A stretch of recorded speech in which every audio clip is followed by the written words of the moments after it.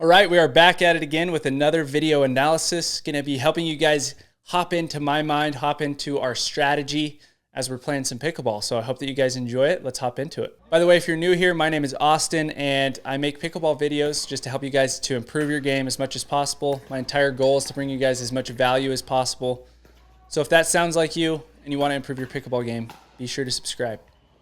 Look at that setup by Avery. So right here, she takes a ball and she attacks it. That ball drops out of the air. If you have an opportunity to take a ball out of the air and it's above the net, you have to take that opportunity. So that's what sets apart an intermediate player from an advanced player, is they don't take that opportunity or they don't recognize it. And it's one of the hardest things to recognize. And coming into the sport, I had the hardest time recognizing when to attack versus when to dink. And so I would end up attacking balls that I should not attack. It was majority of that for me, where I would attack balls that I shouldn't attack, other than, I mean, like for other people, it's really that they will dink balls that they should attack. So that probably falls into the category of you. But if you come from a tennis background, chances are you're going to be attacking balls that you should be dinking.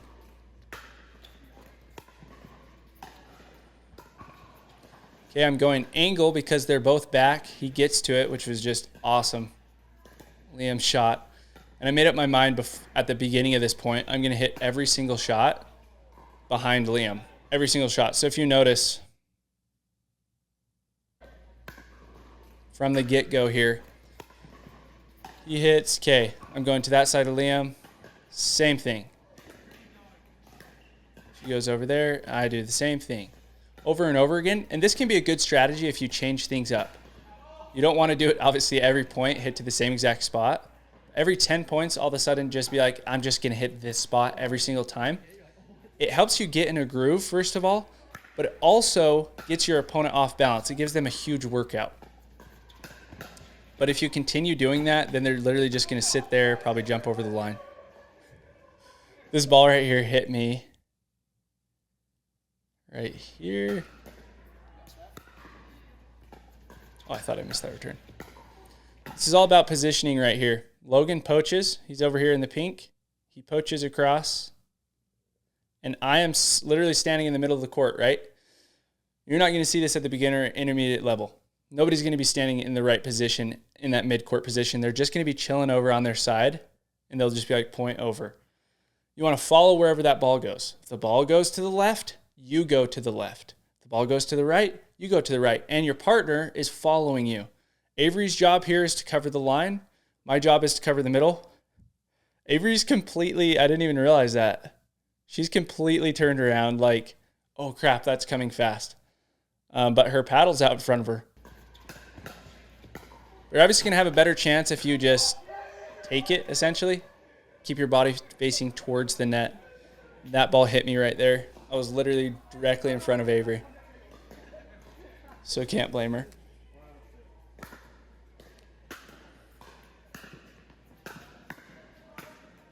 So follow, follow, follow. Think follow the ball. If the ball goes to the right, I'm hovering over the middle. If you're in my position over there, I'm hovering over the middle. If the ball goes to the left, I'm covering my line. Vice versa if you're on the other side. Just follow wherever that ball goes. Okay, right here, this is a good example of what not to do. And it's a mistake that everybody makes regardless of level all the time, except for maybe the very top pros. But this ball right here, if I speed up to the middle, who should take that ball? Ask yourself that question. I speed up, who takes the ball? A lot of people that will answer this question will say that the player directly in front of me should take that ball. And a lot of other people will say, well, forehand should always take middle. Neither of those groups are correct, 100% correct. Logan should take the middle. He's the guy over here in the pink because he has to follow the ball, and so does Liam. So since the ball is out wide, Logan and Liam are going together over here. Liam's job is going to be to cover that line, whereas Logan in the pink is covering the middle. Doesn't matter that it's his forehand. It doesn't matter that it's Liam's backhand. All that matters is that they're following the ball. So since they're following the ball, Liam has to cover line, and Logan has to cover middle. So Logan did the right thing. Liam reached in and shouldn't have, which is going to happen.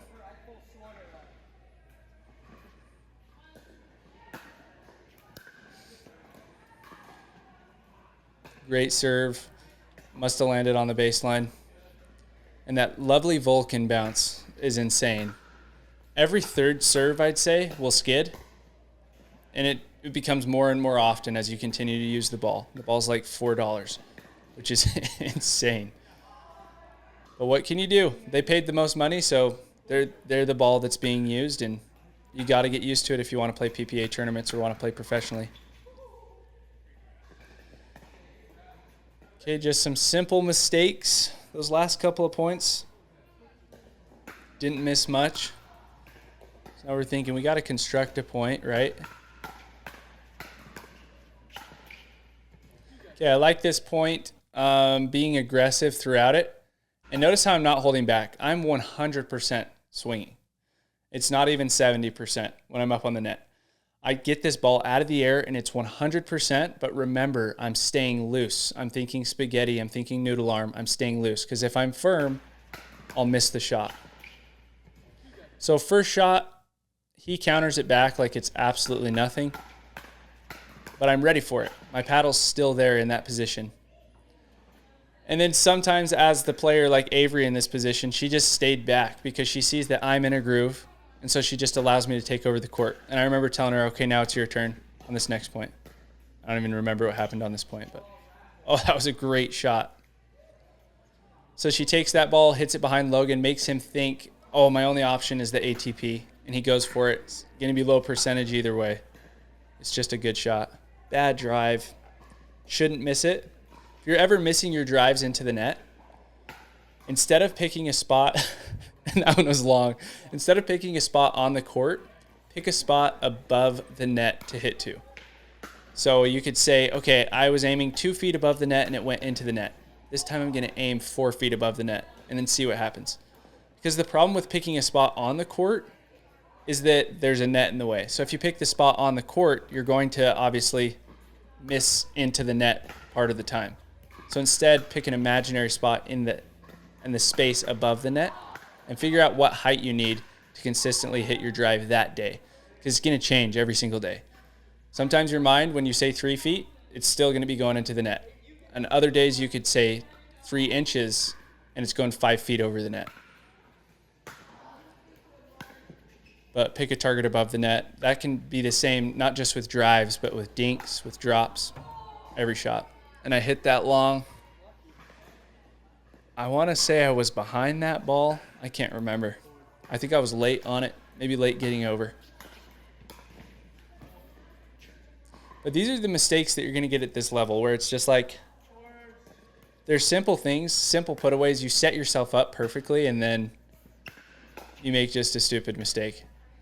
Just because you're probably not playing as much as, you're obviously not playing as much as pros, but it's like the odds of me hitting in that shot consistently, I'm probably like a 50% on that shot. But I'll go for it because it's there. I could either hit, I could have sped that up in any position really and done okay. And I could have also hit it, dinked it cross court. Would have been a good setup shot for me, but the only way you know is by trial and error, really, as the player. So the only way that you'll know if a speed up will work out is if you try it. You got to try it a couple of times in a couple different locations. I like to think about the analogy of a dartboard. Throw as many darts as you can, and eventually a couple will stick. And the ones that stick, that's something that you want to implement in your game, because that's going to be your strengths. That's going to be what makes you difficult to play against. There's a guy in town here. He has a great speed up. And we've played against pros. Everybody struggles with it regardless of their level. Obviously, the lower the level, they struggle with it more, but even at the professional level, they struggle with it. And that's his strength. He's figured it out. He's thrown a lot of darts, and he's figured out what has stuck. All right, we got a point here. So right here, I'm not meaning to body bag, but I'm going 100%. So even if I hit it slightly high to where that ball's clearly going out, since I'm hitting the correct location, that right shoulder, it's actually hitting his right shoulder. I don't want to feel like I'm giving you guys bad advice by saying 100%. I certainly don't mean you're hitting every shot 100%. I just mean you get a high ball, you have to attack it, and you have to attack it hard. You're not going to be able to do that at the beginner level right away. You're not going to be able to do it at the intermediate level right away. It's going to come down to getting reps in, reps after reps after reps. I've hit that same backhand roll. Man, I would say I'm pretty close to 100,000 times because I've drilled it so much with the ball machine. And obviously in matches, I just hit tons and tons of those. It's one of my favorite shots. Woo! So good. I think I told Liam that. So he's hitting behind me again. So it's one of those where you pick the same spot to continue going to because I have to recover to the middle. I'm following the ball and where it's at. So he's just 100% in charge of the point. He could have sped it up. Chances are we're just going to clobber the ball. So it makes more sense to set up your point dinking rather than actually speeding up the ball. Like that, Exhibit A. I sped up the ball, whereas I have so much court to work with this ball. They're back, they're coming up. I could have gone really hard cross to Liam's left foot, thrown him off the court, and then actually set up a good speed up opportunity on the next one. But it's a rec game, so you're just going to speed up balls that you shouldn't. And I should be able to counter that ball still and at least keep us in the point, but it's not going to happen every time. That was an insane return. Most important thing that you can do with your returns and your serves is get them deep. That's what's going to make it most difficult. Doesn't matter the speed. Doesn't matter the spin. Doesn't matter the power. All that matters is the depth. And then after that, if you have power and depth, it's going to be a really, really good serve. Or a really, really good return.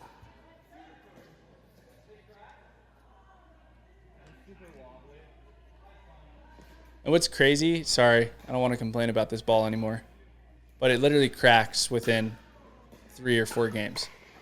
And it's $4. I just think that's insane. This point's crazy.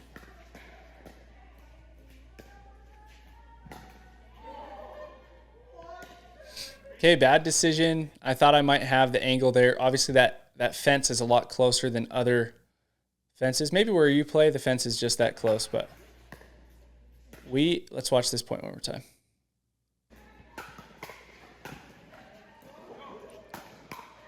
Okay, she covers me there, and then we switch. And so it's go and switch, and she calls the switch because she's behind me. She can see everything. So it's up to her to call that switch, not me. And she makes the right decision, and so I hear switch, so I stay exactly where I'm at. We just switch sides. That can also cause a lot of confusion with people because if you poach and you're already on the other side and then your partner says switch, and you're like, oh wait, switch back? Or all that you need to focus on is if they say switch, it means that you go from whatever side you started on to the opposite side, even if you're already there.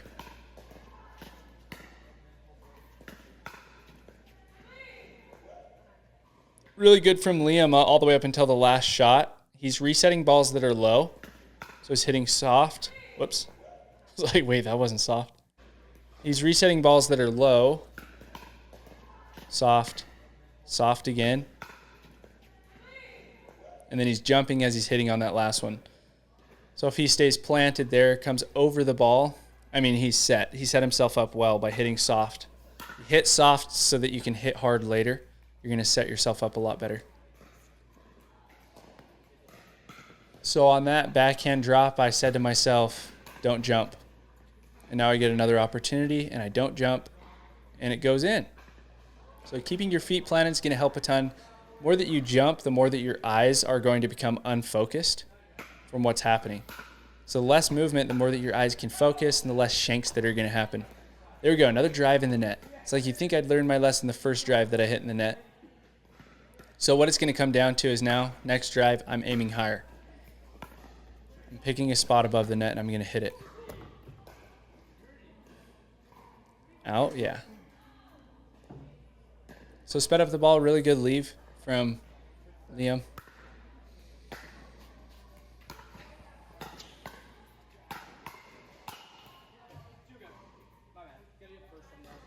So here we go again. It's a high ball. I have to attack this ball. And I'm not going easy attacks on it. I'm hitting it as hard as I can, essentially. And you'll see when you first start out in the sport and you're an intermediate player as well, if you go hard on the ball, it's going to go out. You have to drill it. You have to practice.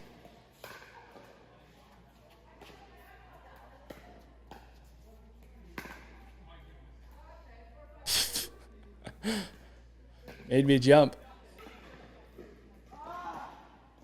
By the way, if you wanna get a ton of drills and get a ton of drilling in, I created an app. I've always been obsessed with drilling ever since I started back in 2021. That was a good point. I've always been obsessed with drilling. So if you want to get access to drills, I will link it right here or here. It will be somewhere.